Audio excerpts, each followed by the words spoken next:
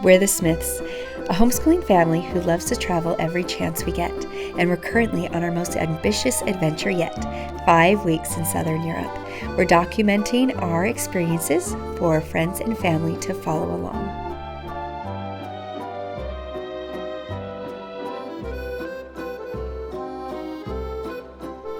So after a few days in Florence, we took a train to Naples, and there was kind of a mix-up with the train, and there ended up not being as many cars as they thought, so it was kind of free-for-all for seats, unfortunately, and our family was split up all over a car instead of sitting by each other, which is just one part of the disaster.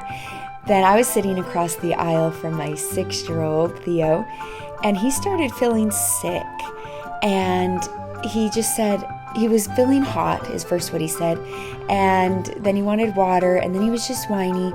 Then he said, I think I'm going to throw up, and immediately threw up all over the aisle, all over himself, all over the backpacks under the seat, all over my feet and my legs, and kept throwing up.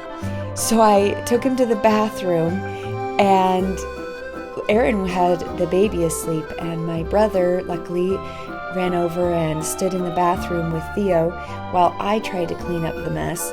And luckily there was a really nice woman who grabbed all the wet ones out of her purse and napkins and started gathering them from people around us. People next to him were dry heaving, and the windows in the train won't go down. It was a pretty bad experience. So although we have a lot of beautiful, happy videos, there's a lot of behind the scenes going on like that, little disasters, but there's always nice people and little tender mercies like the woman with all of the wet ones. The next day after that fiasco, we went to Herculaneum, which is one of the cities that was buried by Vesuvius. This is a smaller town than Pompeii, but it still had a lot of really cool things to see. So, when we first got into Herculaneum, there was a lot of trees, and we saw something in one of the trees, and it was a black gecko with lots of spikes. It kind of looked like a bearded dragon without a beard. It was like about the size of a Snickers bar, and there was also a baby one next to it. And then we started walking down, and there's like this, but on the ramp there was like an overlook, and in the city where the docks used to be, there were like these prisons, and they had like maybe 50 skeletons, like real ones, just like in it. It was pretty cool. But then once we got down, we saw lots of houses, and there was a few really cool murals. Some of them showed like sea serpents and people killing them, and there was even fast food restaurants like along the side of the main road. There was like little buildings that had like the windows open, and they had little pots that had stuff in them, so you can like say, I want that, and then they'd get it and put it in a bowl and give it to you. And we also learned that they've only discovered about half of Herculaneum. The rest of it is buried beneath like the modern city. It was pretty cool. So there is a really cool museum right next to Herculaneum that is dedicated to Vesuvius's explosion or eruption. And so we took the boys there. It's supposed to be VR. The VR was very disappointing.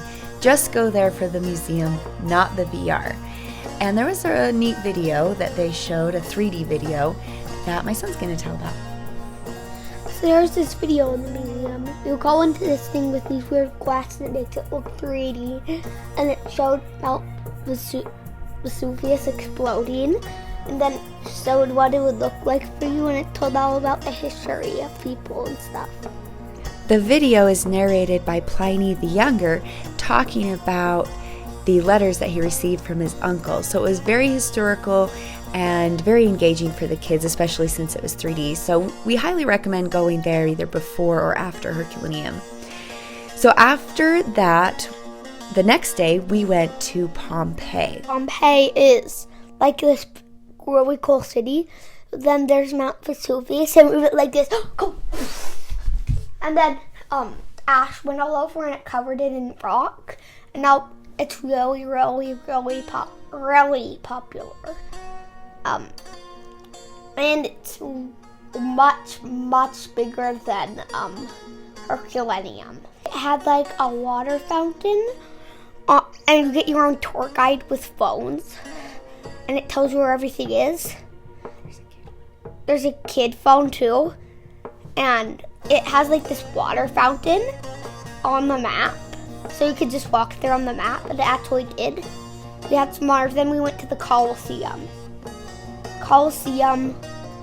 Super big. I mean, the sports arena there. I wasn't know what the Colosseum, but it was pretty big. And then after we did that, caught some Pokemon in Pokemon Go. Then we had some bumps on the stairs. So the nice thing with Pompeii is that they have phones for your tour guide, and they have a kids version and an adult version, which is important because there were some brothels and some other shady businesses, a lot of them in Pompeii, and you just don't want the kids hearing about all of the things that were going on there. So make sure that you get a kids guide and an adult guide. And the difference between Pompeii and Herculaneum is just Pompeii is a lot bigger. There's a lot more to see. You really can't see it all in one day. They also have a lot bigger buildings. Like Calvin said, there's a big sports arena, there's a theater, and there's a lot that hasn't really been excavated yet. It is huge. So after Pompeii, we did a special family experience through Airbnb to make pizza. Learn how to make pizza in the city where pizza was invented. So when we first got to the pizza class, it was like 2 floors. And we went up to the second floor and they gave us yeast in a bowl and water and salt, and we put them all together. And she said, make sure you don't put too much water in. But it was really hard, so I put a little too much because my dough was kind of sticky, so I just had to knead it until it got unsticky and it got better. On bread. At the bullshit, we went upstairs and new made dough, and I like that because mine wasn't working out that good. And then they had these big rods with discs on the end, and then the old guys, and they put the pizza into an oven for like a few seconds and then took it out, and it was already baked. And on the pieces there was cheese and cheese, tomato sauce, and basil. And after 2 days in Naples, we are on to our next destination in Italy.